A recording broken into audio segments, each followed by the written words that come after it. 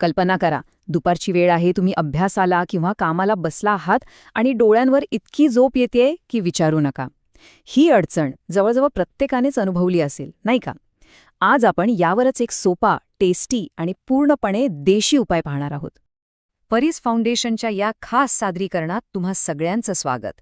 चला तर मग अभ्यासातली ही झोप घालवण्याच्या एका भारी आणि अनोख्या मार्गाबद्दल जाणून घेऊया. बरोबर ना? तुम्ही पुस्तक उघडलंय किंवा लॅपटॉपसमोर बसला आहात, बाहेर छान ऊन पडलेलं आहे आणि तुमच्या डोळ्यांवरची झापड काहीही केल्या जात नाहीये. असं वाटतं की आता सगळं सोडून द्यावं आणि फक्त झोपून जावं. मग अशावेळी आपण करतो तरी काय? बहुतेक जण झोप उडवण्यासाठी पटकन गरमागरम कॉफी घेतात किंवा काही जण सतत चिंगम चगळत बसतात.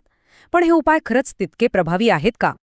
आता बघा, चिंगमबद्दल बोलायचं झालं तर रोजच्या रोज चिंगम चघळल्याने जबडा आणि दात दुखायला लागतात. त्यातली साखर किंवा ते जे आर्टिफिशियल स्वीटनर्स असतात ते थेट पोटात जातात आणि काहींना तर त्याने पोट फुगल्यासारखं वाटतं. म्हणजे थोडक्यात काय तर हे आरोग्यासाठी तितकंसं काही चांगलं नाहीये. मग यावर उपाय काय? तो आहे आपल्या स्वयंपाकघरातच. आपला साधा, सोपा आणि एकदम हेल्दी असा देशी जुगाड, म्हणजेच चिरमुरे. हो, तुम्ही अगदी बरोबर ऐकलं, साधे चिरमुरे.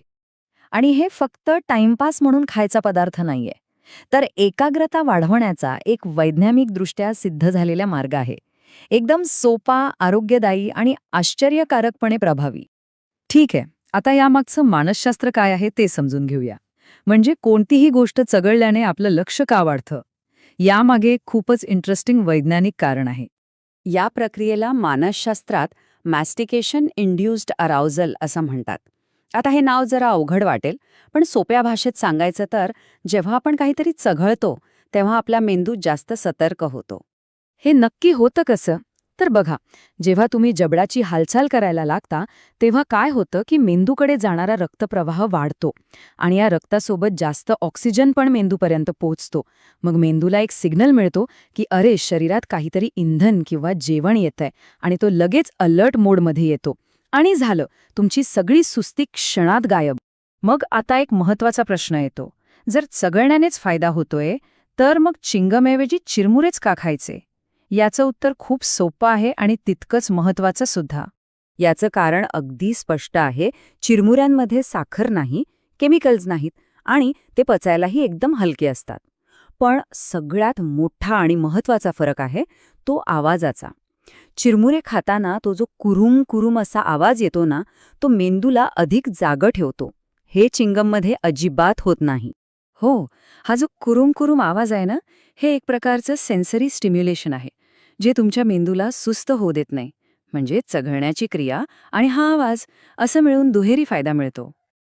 आणि हो, याला चक्क संशोधनाचा आधार आहे. कार्डिफ युनिव्हर्सिटीच्या एका अभ्यासानुसार चघळण्यामुळे विद्यार्थ्यांची आकलन क्षमता वाढते आणि परीक्षेत चांगले गुण मिळवायला मदत होते. आणि आपल्या भारतात बघितलं तर आपले पूर्वजही कंटाळा घालवण्यासाठी काय खायचे? फुटाणे, चिरमुरे असेच पदार्थ, जे मेंदूला जड होऊ देत नाहीत. ठीक आहे, यामागचं सगळं विज्ञान तर कळालं, पण आता हे प्रत्यक्षात वापरायचं कसं? चला, आता त्याचा ॲक्शन प्लॅन पाहूया. हे करायला तर खूपच सोपं आहे. पुढच्या वेळी जेव्हा अभ्यासाला बसाल ना, तेव्हा तुमच्या टेबलावर एका वाटीत थोडे साधे चिरमुरे ठेवा. एक गोष्ट लक्षात ठेवा, आपल्याला पोट नाही भरायचंय, फक्त जबड्याची हालचाल सतत चालू ठेवायची आहे. म्हणून अगदी थोडे थोडे खात राहा. आणि हो, चिरमुऱ्यांऐवजी भाजलेले चणे किंवा फुटाणे हा सुद्धा एक भारी आणि प्रोटीन रिच पर्याय आहे. तर मग पुढच्या वेळी झोप आल्यास चिंगम खाऊन जबडा दुखावण्यापेक्षा आपले देशी चिरमुरे कधीही उत्तम. यामुळे भूकही शांत होते, आरोग्यही चांगलं राहतं आणि मेंदूही एकदम सुसाट धावतो. आठवतोय का तुमचा असा कोणी मित्र किंवा मैत्रीण ज्यांचं तोंड अभ्यासापेक्षा खाण्यातच जास्त चालतं? त्यांना हा आरोग्यदायी सल्ला नक्की द्या. तर हे होते एकाग्रता वाढवण्यासाठीचे काही सोपे मनाचे खेळ. लक्षात ठेवा, अशा छोट्या छोट्या सवयी बदलूनच आपण मोठे परिणाम साधू शकतो. या संपूर्ण माहितीपूर्ण सादरीकरणासाठी आम्ही मानसशास्त्रज्ञ डॉक्टर अजित पाटील यांचे खूप आभारी आहोत. तुम्हाला अधिक माहिती हवी असल्यास तुम्ही त्यांच्याशी 9850583688 या क्रमांकावर संपर्क साधू शकता.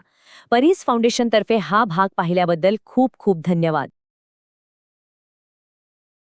मनाचे खेळ, परीस फाउंडेशन.